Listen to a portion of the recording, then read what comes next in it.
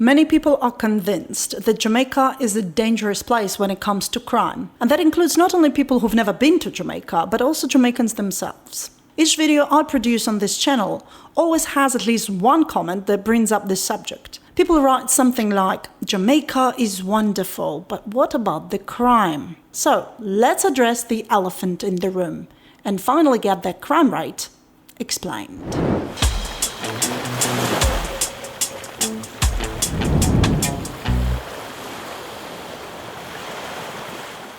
As a person who's been living in Jamaica for quite a while, I often get a question from people. Is Jamaica safe? They're really worried that I might get killed, not because I talk too much, but simply because I live in Jamaica. And they're asking, is it safe? As if my opinion really matters. It doesn't. Nobody's opinion matters when it comes to such complex subject as crime. What matters is facts, and I would like to share all of these facts with you along with the evidence so that you can draw your own undistorted conclusion. There's going to be at least 2 parts for this topic, so this is part number 1. Most of us have an opinion about crime, and we don't even ask ourselves a question. How do we know anything about crime? There are 3 sources of information. Number 1 is media. We read and hear about crime, but unfortunately, in many cases, not all, but many, the job of journalists is not to inform, but to sell a story to you. Here is a good example of a newspaper headline to illustrate how media distorts the information to sell you a story. Jamaica is the murder capital of the world. Jamaica is a country. Technically, only a city can be called a capital. Besides, the original article was written in 2006, 14 years ago, but the wording remained, and it's repeated again and again, even when Jamaica doesn't top the list. Number 2 is personal experience. Either our own, or we hear the stories from a friend that something happened to a friend of a friend of a friend. Somebody comes to Jamaica and gets robbed. Somebody lives in Jamaica for many years and doesn't encounter any crime. Does it mean that the country is safe, but the first person got unlucky? Or does it mean that the country is not safe, but the second person is lucky? The reality, it means absolutely nothing. I'm sure you know, but for those who don't, relying on personal experiences is one of the greatest logical fallacies you can commit. It's called the anecdotal evidence fallacy, and I'm telling you about it here because the constant flow of anecdotes is the easiest way to promote the fear of crime. And that's all it does. It has no other value. This situation with anecdotes, to make people worried, is relevant to every country, but in Jamaica, it is especially so because of the size of the country. If somebody gets killed in New York and you hear the news in LA, you're in the same country, but it's in a different state and it's far. If you are in Portland and something happens in Montego Bay, technically these are different parishes, but it's only 4 hours drive away. So no matter where things happen in Jamaica, it feels like it's next door. That's why anecdotes have a much stronger effect in Jamaica than in many other countries. Number 3 is statistical data. And yes, it's the most reliable information, but there is one problem. Most people never study the science of statistics. They have no idea where these numbers come from, how to analyze them, how to interpret them, and how easy it is to manipulate public opinion by representing the data in a convenient way. And I'm going to show you a couple of examples now. The first example, there is a person who gathered the number of murders per year from newspaper articles. And then he makes a graph showing how the number of murders fluctuated per year and makes 2 huge fallacies. He's completely ignoring the population factor, so his data is disproportionate. Just to make it clear, here is a segment of correct data from 2000 to 2013, where population was taken into account. And here is his graph. The idea is right, but the proportions are completely off. And then there is a second problem. You see these orange and green arrows? They represent 2 political parties in Jamaica. Yes, he's trying to sneak in a political aspect into it, as if a political party in charge has an instant effect on murder rates. It doesn't. It's a correlation fallacy. And it's not even a good correlation either. Here is an arrow that shows that numbers go down, and it does go down. And here his arrow is pointing down while the numbers are actually going up. And look at this quote. I always say, let the statistics speak for itself. Yeah, if only all people could understand its language. I studied statistics for 3 years as a part of my first degree, and I'm not even close to be good at it. This person apparently can not only analyze graphs, but make one of his own. And here is another quote that brings me to another problem of statistics. For sure, we are a murderous nation with 12 dead in 3 days. Why 3 days? Why not a month or a week? And why you're saying it as if 12 is a big number? Using this logic, Brazil has 471 dead in 3 days. Since we don't care about the population factor, right? So... Anyway, in this case, it doesn't look like this person is trying to manipulate statistical data on purpose, I hope. But it works out this way because he or she simply hasn't studied the science of statistics. But what about people who do these things on purpose? Did you know that in England, almost 130 people are stabbed every day, and at least one woman is murdered every week in domestic violence? Sounds scary until you actually check the chance of this happening to you. Technically, this is true. The police recorded over 47,000 offences involving a knife or a sharp instrument in England and Wales. But it doesn't mean all of these people were stabbed. Maybe none of them were, just threatened, and even if they were, this is sad, but what does it mean for you? The population of England and Wales in 2019 was almost 67 million. It means that the highest chance of you being stabbed in that year was 0.07. And as for domestic violence of at least one woman murdered per week, this data is also true, but it depends how you put it. There were 63 women killed in that year, which is indeed between 1 to 2 women a week. But even if we divide the population by half, because it's only relevant to females, your chance of being killed in any domestic violence in England and Wales as a woman in that year was 0.000189. This kind of stuff doesn't give us any story. Imagine that. Your chance of being killed in England and Wales was next to 0. Maybe not the best headline, huh? Now back to Jamaica. Statistically, the same. It's next to 0. Well, it was actually 0.04385 if you are Jamaican. Here, in 2018, there were 1,287 homicides, and the population of Jamaica is almost 3 million. So, there you go.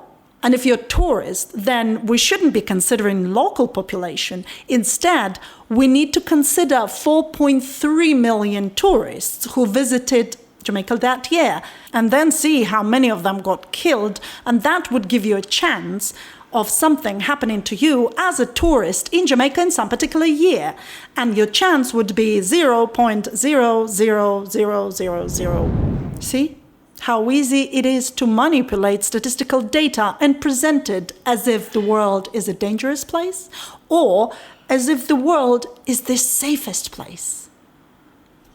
In general, it is true. The chances of becoming a victim of a crime living anywhere in the world in one particular year is next to nothing. The reality, however, is way more complicated. You cannot just take the number of homicides in a certain year, divide by population to get your chance and risks. Unfortunately, it doesn't work that way. When we talk about crime, it's not like we're worried that something can happen to us in some period of time, like from January to August. Of course not. We're worried about our lifetime. And guess what? 99.9% of people will encounter crime in some form or the other at some stage of their life. Our bags will get stolen, flat broken into, hopefully not much violent crime, but I'm 40 years old. I have personally encountered crime 11 times already. By the way, none of it happened in Jamaica. Well, not yet. Can happen, not because Jamaica is any more dangerous than anywhere else in the world. But wait, what about statistics that Jamaica has the highest murder rate? Doesn't it mean that, at least with violent crimes, there is a higher risk of being killed during your lifetime in Jamaica than anywhere else? According to the latest statistics, Jamaica ranks number 3 when it comes to murder rate. Yeah, this is pretty bad. What is number 2? Just asking. And yes, it is relevant, because if Jamaica has this high rate, number 2 must be even worse.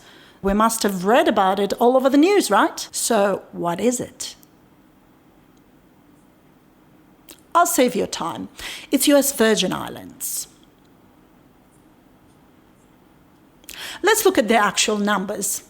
Jamaica has a homicide rate of 43.85, the US Virgin Islands 49.26, and El Salvador is currently number 1 with 52.02. Important things to mention. First, homicide rate and murder rate are not the same things, and they cannot be used interchangeably. The statistics you would usually see is not murder rate, is homicide rate. What's the difference? Murder is a subclass of homicide. Homicide includes murder, infanticide, manslaughter, corporate manslaughter, and also justifiable killings like self-defense. There are no international murder rates in statistical data.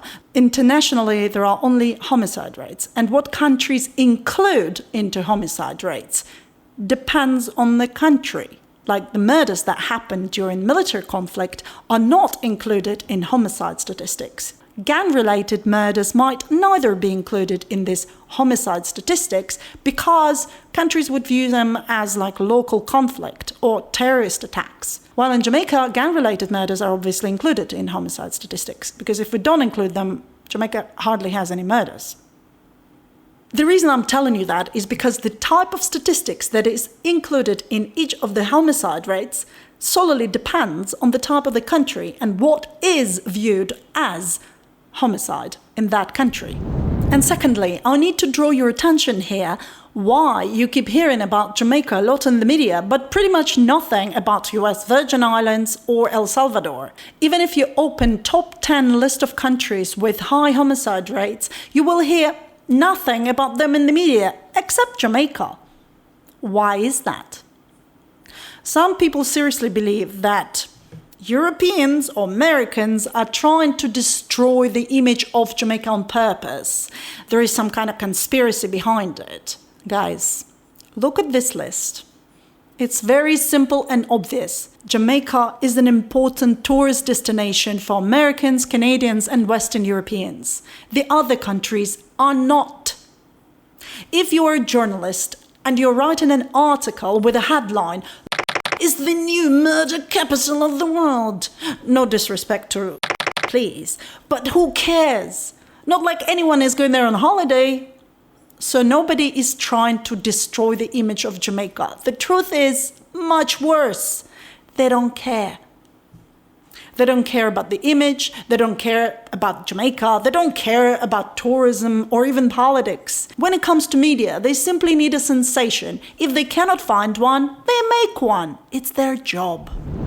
Once we have this out of the way, the next question, what do these numbers even mean?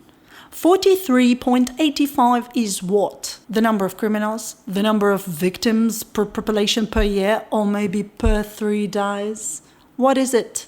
Most people think that a homicide rate is some kind of an index that shows how likely it is for a human to be murdered in the country. So they really think, what, the chance is like 43%? We already looked at the chance of being murdered in certain year. It was 0.04385. Look at that. They skipped some of the zeros. Basic maths. We take the latest numbers of homicides, 1,287, divide this by the number of people living in Jamaica, and then multiply by 100,000. Why? Because homicide rate, as well as crime rate, is calculated per 100,000 inhabitants. And this gives us 43.85. When I was discussing the subject of crime in Jamaica with one of my friends, he said, "Why are you bringing up all the other countries? Just focus on Jamaica." Yeah, but you can't do that when you're discussing crime, which is a complex global issue, not a single country related issue. Look, the rate of 43.85, is it a high homicide rate? Why? Who decides what kind of rate should be viewed as high or low? Is there an average one? Like, so many people died, it's okay. No, the only way we can decide if the rate is high or low is when we compare countries between each other. But for some reason, when people want to find out if it's safe in Jamaica, it's always taken out of context, as if Jamaica is in some kind of vacuum and the rest of the world doesn't exist. Here's a very good example. Just open a Wikipedia and type crime in Jamaica, and you will see the following information. When Jamaica gained independence in 1962, the murder rate was 3.9 per 100,000 inhabitants, one of the lowest in the world. In 2005, Jamaica had 1,674 murders, which resulted in a murder rate of 58 per 100,000 people. Okay, I couldn't find a proof for information about homicide rate for Jamaica in 1962, so I'm not sure where they got that data. However, I can see why this data can be correct. It is true that not only homicide rate, but the crime rate in general began to grow in Jamaica like crazy from 1960s, which indeed coincides with the Day of Independence. So people put the two factors together and say, see, Jamaica independent, crime going up. Blame the Jamaican government, I suppose. But here is a problem. I wonder if we should also blame Jamaican government for crime going up in exactly the same pattern in England and Wales. And look at that, this same thing for the United States in the very same years, or even Canada. Wow, and all of it because of Jamaican government? Some powerful government that was. But what else can you come up with when you are taking things out of the context? So, now let's look at the context. From the end of 1950s until about mid of 1990s, the crime was going up like crazy in most countries in the world, including the so-called first world countries. Look at prison population in the United States in 1970s. Flat, and then suddenly shoots through the roof. There is no scientific explanation as to why this was happening. There are a lot of theories, new drugs, the change in cultural norms, but most countries were affected, and sociologists have concluded that the 1960s crime surge cannot be explained by the usual socioeconomic variables. In fact, that decade was the time of unprecedented economic growth, nearly full employment, levels of economic inequality, and the blossoming of government social programs. Social theorists in 1962 would have happily bet that those fortunate conditions would lead to the continuous years of low crime. But it went the other way around. Crime was rising everywhere, and Jamaica wasn't an exception. It was just doing exactly the same thing as the rest of the world, all the way until 1990s. This is when something happened. After 30 years of governments and scientists not being able to find a solution or explanation, suddenly crime rates were going down. Not everywhere, though. Just in the so-called first world countries, while the rest of the world simply continued the track that used to be relevant to everyone.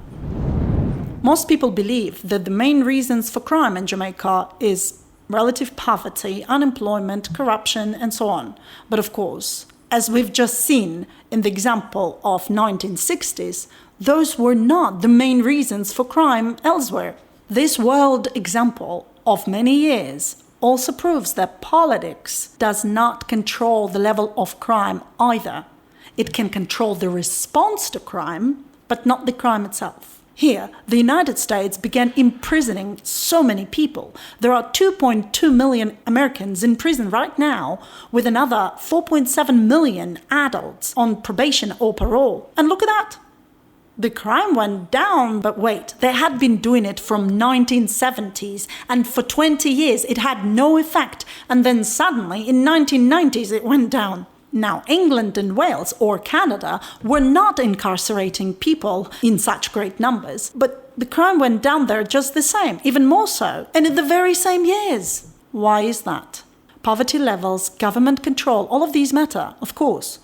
But there was something else happening from 1990s that made crime rates go down sharply in all first world countries, but not in the rest of the world. So what was it? Tell me, what do you think happened in 1990s in first world countries that didn't happen in Jamaica and still not really happening here? Part 2 of this video is coming up soon. Don't forget to subscribe if you don't want to miss it. And for those who might be wondering by now, who is this woman to know any of this stuff? It's also a good question. What kind of qualification does a person need to create a YouTube video? The information you hear in all of the videos so far is written by me, but I always leave the links to all the official sources, statistical reports, articles, websites, videos I mention. All of them can be found in the description down below. If you have found this video useful, don't forget to give it a like. Thank you so much for watching. My name is Irina, and I'll see you in the next one. Bye for now.